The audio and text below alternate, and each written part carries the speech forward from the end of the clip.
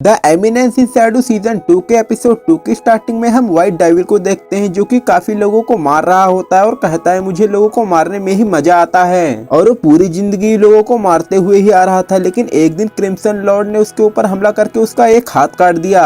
और अब सीन दोबारा प्रेजेंट का आता है और वहीं पर व्हाइट डेविल कहने लगता है कि अब मुझे मौका मिल गया है वापस से लोगों को मारने का।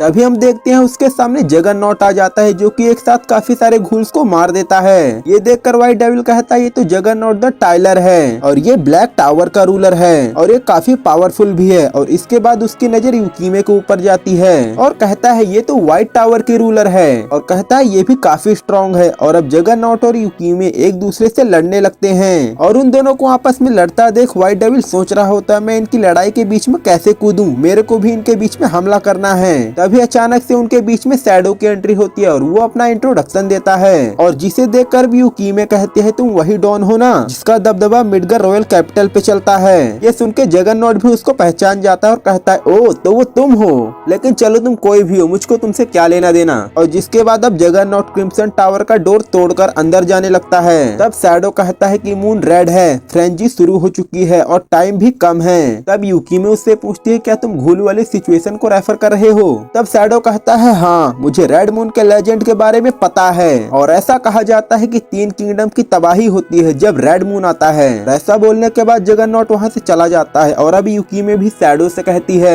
मैं भी अब यहाँ से जा रही हूँ, तुमने हमारे साथियों की मदद करी तो शायद हम दोस्त हुए। और ऐसा बोल के वो वहाँ से चली जाती है और अब वहाँ पर व्हाइट डेविल कहने लगता है ये ऐसा कैसे हो सकता है, दरवाजा तो आर्टिफैक्ट से बना था, तो जगरनॉट अपनी तलवार से इतनी आसानी से डोर कैसे तोड़ पाया। यहाँ पर यूकीमे और जगरनॉट दोनों ब्लड क्वीन को हराना चाहते हैं। भी उसकी नजर शैडो पे जाती है और ये सोचता है मैं इसके अंदर से कोई भी पावर को सेंस नहीं कर पा रहा, लगता है ये मुझसे काफी कमजोर है। और ऐसा सोचने के बाद वो उसको अपना शिकार बनाने को सोचता है, लेकिन उसके अटैक करने से पहले ही शैडो एक झटके में उसके सारे बॉडी पार्ट्स काट देता है और उसको तो रियलाइज करने का मौका भी नहीं मिला कि यहाँ पर क्या हुआ। तभी शैडो से दोबारा कहता है कि मून रेड है, टाइम बहुत कम है और फ्रेंजी स्टार्ट हो चुकी है। और ऐसा बोलने के बाद शैडो अब वहाँ से चला जाता है। और अब अगले सीन में हम बीटा को देखते हैं जो कि बुक पढ़ रही होती है और उसे पता चलता है कि यहाँ पर बहुत सालों पहले जो टेक्नोलॉजी थी वो भी काफी एक्स्ट्राऑर्डिनरी थी और उनके ताकत पाने का सोर्स डीमन हुआ करते थे। तभी वो सोचने लगती है कि आखिरकार उन लोगों को इस बारे में कैसे पता चला कि उनको डीमन से पावर मिल सकती है। तभी हम देखते हैं कि टावर में कागनों को ढूंढते ढूंढते क्लियर और मैरी फाइनली पहुंच जाते हैं, लेकिन मुझे नहीं लगता कि मैं तुम्हें एलिमिनेट कर पाऊंगी। तभी वहाँ पर बीटा होती है और वो कहती है मैं क्या करूँ, मुझे ऑर्डर दिया गया था अगर कोई भी गवाह हो तो उसको खत्म कर देना। वो ये बात क्लियर को देख के कहती है और वो कहती है कि मुझे तुमसे लड़ने में कोई इंटरेस्ट नहीं है। ये सुन के क्लियर कहती है क्या तुम मुझको जानती हो। तो बीटा कहती है हाँ तुम क्लियर कागनो हो जो कि रिसेंटली में बुसन फेस्टिवल की विनर रह चुकी है। और वहीं पर अब मैरी क्लियर से कहने लगती है कि देख के नहीं लगता कि ये एक वैम्पायर है और मुझे नहीं लगता कि हम लोगों को फालतू में इससे बैटल करनी चाहिए। और वैसे भी इसके काफी सारे साथी ऊपर बैठे हुए हैं। और फिर हम लोगों को पता चलता है वहाँ पर तो रोज और याना भी होती है। वो बीटा से कहते हैं कि तुम कौन हो और यहाँ पर क्या कर रही हो। जिस पर बीटा बताते हैं कि मैं शैडो गार्ड से बीटा हूँ। तो क्लियर कहती है ओ तो तुम वो लोग हो जिसने हमारे स्कूल को तबाह कर दिया था और अब क्या तुम्हारा इरादा इस टावर को भी तबाह करना है। तो बीटा कहती है नहीं, मैं तो बस पोजेस्ड लोगों के ऊपर रिसर्च कर रही थी और आगे की रिसर्च के लिए मुझे प्रोगेनेटर वैम्पायर के ब्लड सैंपल की जरूरत होगी। ये सुन के मैरी कहती है कि प्रोगेनेटर वैम्पायर्स का लोगों से क्या लेना देना है। तभी बीटा कहती है मैंने उन लोगों के ओरिजिन को ट्रेस किया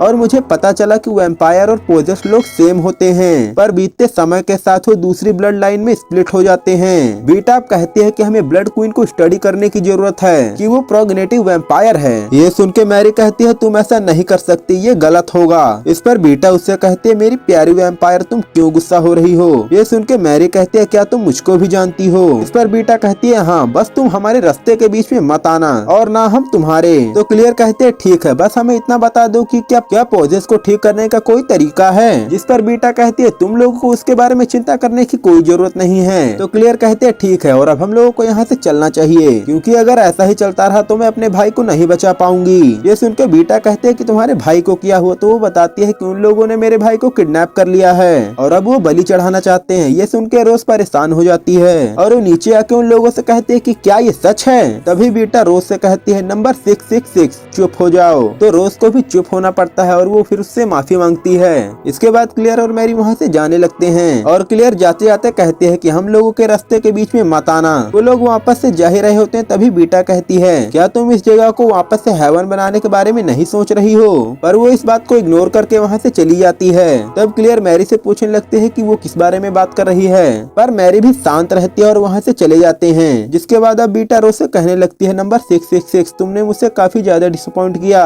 तो रोज उससे माफी मांगती है और अब बीटा उससे कहने लगती है कि हमारा मिशन सिर्फ इतना ही है कि हमें बस सैंपल को ऑब्टेन करना है और बाकी का लॉर्ड शैडो ब्लड क्वीन को संभाल लेंगे और इससे किसी का सैक्रिफाइस नहीं होगा। तो नंबर 666 तुमको चिंता करने की कोई जरूरत नहीं है। तो रोज भी कहती है ठीक है। और अब अगले सीन में हम क्लियर और मैरी को देखते हैं जो कि वैम्पायर्स को मारकर उन्हें काट रहे होते हैं। और सिर्फ काटना ही काफी नहीं है, वो लोग उनके दिल पर हमला करते हैं क्योंकि वैम्पायर्स इमोर्टल होते हैं, पर उनको हराया जा सकता है सिर्फ उनके हार्ट पर अटैक करके, मतलब कि हार्ट को डिस्ट्रॉय करके, और ना ही वो लोग सूरज की रोशनी में रह सकते हैं। और ये सारी बातें मैरी क्लियर से बताती है। तो वहीं क्लियर कहते हैं कि तुम उससे कुछ छुपा रही हो, बीटा के सामने तुम कुछ अलग ही तरह से बिहेव कर रही थी जैसे तुम उसी की साइड थी, आखिर तुम क्या चाहती हो? जिस पर मैरी कहती है मुझे ब्लड क्वीन को मारना है और मेरे इतने दिन से जिंदा रहने का मतलब भी यही है। तो क्लियर उससे कहते हैं कि बीटा हेवन के बारे में क्या कह रही थी, तुम देखने से एल्फ लगती भी नहीं हो, तो उसने तुम्हारी 1000 years ऑफ वाली रूमर कैसे सुन ली? तो मैरी कहते क्लियर तुम उससे काफी बिल्कुल अलग नहीं हो, एक पोजेस्ड कभी भी दोबारा इंसान नहीं बन सकता और ये तो आम बात है, तो तुमको इतना स्टूपिड क्वेश्चन नहीं पूछना चाहिए। हर किसी के अपने सीक्रेट्स होते हैं और मैं तुमसे तुम्हारे सीक्रेट्स नहीं पूछूंगी और बदले में तुम मेरे सीक्रेट्स मत पूछो। वो लोग सीधा चल ही रहे होते तभी अचानक से भूचाल आ जाता है और वो लोग एक पावरफुल मैजिकल एनर्जी सेंस कर पा रहे थे। फिर उन्हें पता चलता है कि वहाँ पर जगन्नॉट था जो कि काफी पावरफुल वैम्पायर्स को मार रहा था और वो उन लोगों से पूछने लगता है कि ब्लड क्वीन कहाँ पर है और उसे देखकर मैरी और क्लियर वहीं पर छुप जाते हैं। क्लियर मैरी से कहती है क्या तुम इसको जानती हो? मैरी कहती है हाँ, ये जगन्नॉट है, ब्लैक टावर का किंग, लॉर्ड और सिटी के अंदर एक काफी पावरफुल पर्सन में से एक है और इसके सामने ना आना ही बेहतर होगा, पहले हम लोग इसको जाने देते हैं। वो उसके जाने का इंतजार कर ही रही थी तभी उनके सामने जगन्नॉट आ जाता है और उनसे कहता है तुम्हें क्या लगा तुम मुझसे छुप जाओगे? और ऐसा बोलने के बाद अब वो क्लियर को जोर से पंच करता है और वहीं दूसरी ओर अब जगन्नॉट मैरी पे भी हमला करके उसको तलवार से नीचे गिरा देता है और वो उनसे कहता है मुझे तो लगा था कि तुम पावरफुल होगे पर मैं गलत था। और तभी क्लियर ऊपर आती है और उसके पैरों पे तलवार से हमला करती है और फिर जगन्नॉट कहता है कि तुम तो पावरफुल निकली, आज तक मेरे पंच से कोई नहीं बच पाए लेकिन तुम अभी तक जिंदा हो।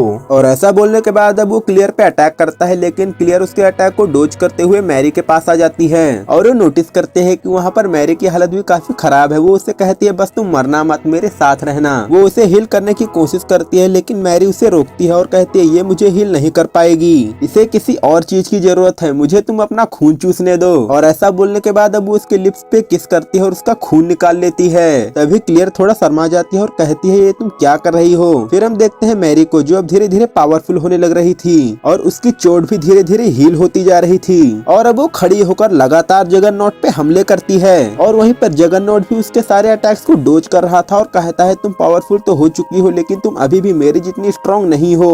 और ऐसा बोलने के बाद वो लाइटनिंग जैसा हमला करता है और जमीन फाड़ देता है और वहीं पर धुआं धुआं हमें देखने को मिलता है। इसी कारण से क्लियर और मैरी कुछ नहीं देख पा रही थी, तो इसी चीज का फायदा उठाते हुए जगन्नॉट उनके पीछे आता है और वो क्लियर के ऊपर हमला करने वाला होता है और क्लियर भी सोचती है मैं नहीं बचूंगी और वो अपने मन में कागनों से माफी मांगती है। तभी हम देखते हैं वहाँ पर शैडो की एंट्री होती है और वो एंट्री करते ही उसकी तलवार पे खड़ा हो जाता है और उसको एक किक मार के उसको टावर के नीचे गिरा देता है और जगन्नॉट कहता है तुम ये क्या कर रहे हो? और वहीं पर मैरी और क्लियर ये सब देखकर शॉक रहते हैं और शैडो भी उनको देखता है और वो कहता है फ्रेंजी शुरू हो चुकी है, चांद लाल है और हमारे पास समय काफी कम है। और ऐसा बोलने के बाद वो वहाँ से चला जाता है। तभी मैरी कहती है ये तो शैडो था, मैंने सुना है कि चर्च इसे अपना एनिमी मानती है। तो क्लियर कहती है क्या शैडो हमें बचाने के लिए आया था? तो मैरी उससे माफी मांगती है उसका ब्लड लेने के लिए। तो क्लियर कहती है कोई बात नहीं, मैं इस बात को तो भूल जाऊंगी लेकिन मुझे तुम्हारे सीक्रेट के बारे में पता चल चुका है, मैं एक वैम्पायर हूँ ना? तो मैरी कहती है हाँ मैं एक वैम्पायर हूँ और अब मैं तुम्हें सब कुछ बताती हूँ कि आखिर मैं हूँ कौन और साथ ही मैं तुम्हें बताती हूँ ब्लड क्वीन की सच्चाई के बारे में। वो अब उसे कहानी सुनाती है कि अभी के हजारों साल पहले वैम्पायर्स का जमाना था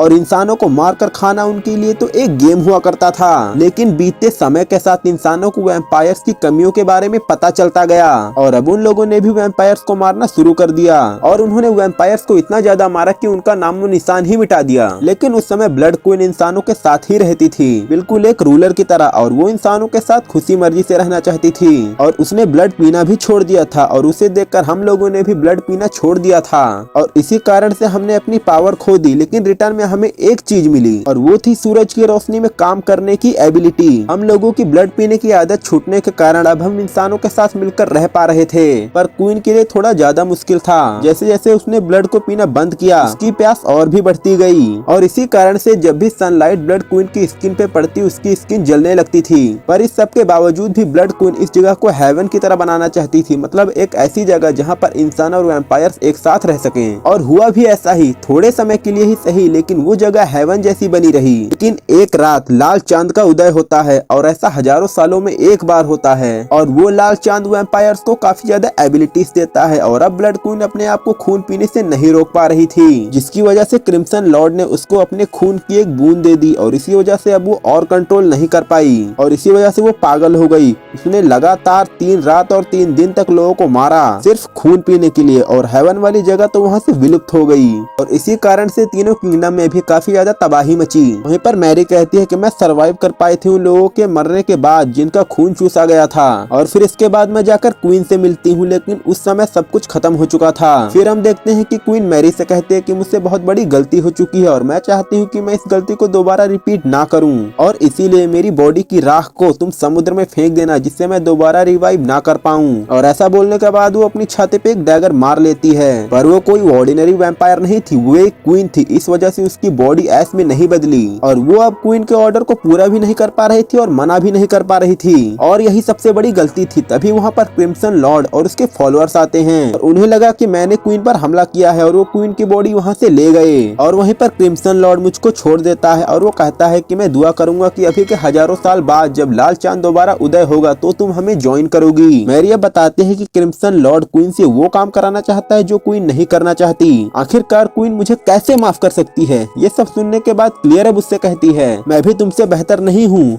मैं भी एक पोजेस्ड हूँ। जब मैं छोटी थी तो मैंने कुछ साइंस को नोटिस किया था और मुझे लगता है कि मैं एक दिन मॉन्स्टर बन जाऊंगी, पर ऐसा कुछ हो इससे पहले मैं चाहती हूँ कि मेरा भाई लाइफ में कुछ अचीव कर सके। इसी वजह से मैं उसको यहाँ पर लेकर आई थी और मेरी वजह से ही वो किडनैप हो गया। अब मैं उससे माफी कैसे मांगूंगी? क्लियर अब मैरी से कहते हैं क्या तुम श्योर हो कि जिस सेवन की तुम बात कर रही थी तुम उसे दोबारा नहीं बना सकती हो? तो मैरी कहती है नहीं, मैं वापस से उसी गलती को रिपीट नहीं करना चाहती और मुझे ये भी विश्वास है कि क्वीन खुद चाहती है कि वो मर जाए। तो क्लियर उससे कहती है ये बात तो तुम्हें तब तक नहीं पता चलेगी जब तक तुम उससे बात नहीं करोगी। मैं ये नहीं सोचना चाहती कि तुमने जो किया वो गलती थी, क्योंकि सोचने पर काफी दुख होता है। और अब क्लियर उसका साथ मांगते हैं क्रिम्सन लॉर्ड से लड़ाई करने के लिए और साथ ही साथ हम क्वीन को भी वापस ले लेंगे। फिर मैरी मुस्कुराकर कहती है ठीक है शुक्रिया और मैं भी मदद करूंगी तुम्हारे भाई को छुड़ाने के लिए, जिस पर क्लियर कहती है वो मैं खुद कर लूंगी, तुम बस अपने काम पर ध्यान दो। तो वो मान जाती है और अब अगले सीन में हम शैडो को देखते हैं और अब वो वैम्पायर्स के ट्रेजर रूम में आ चुका था और वो सोचता है शायद से थोड़े समय पहले मैंने अपनी बहन को देखा है, लेकिन वो इस बात को जाने देता है और अब वो एक एक करके वहाँ की चीजों को उठाने लगता है और सोचता है ये चीजें कितनी महंगी और कीमती हैं और वो वहाँ के सारे ट्रेजर्स को ले लेता है और अब वो कहता है कि मैंने प्लान किया है कि मैं 300 साल जीऊंगा, इसीलिए इतना ट्रेजर तो मेरे लिए काफी नहीं होगा।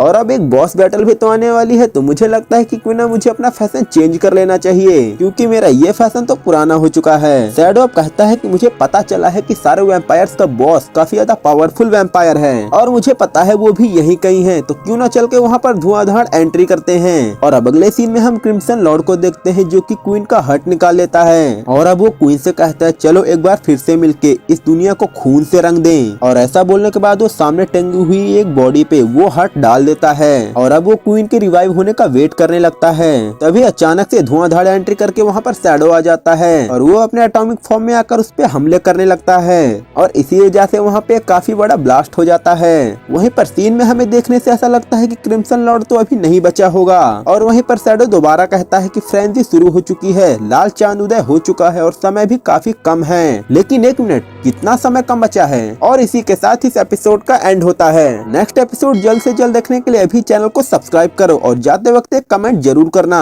मिलते हैं अगले वीडियो में, तब तक के लिए बाय।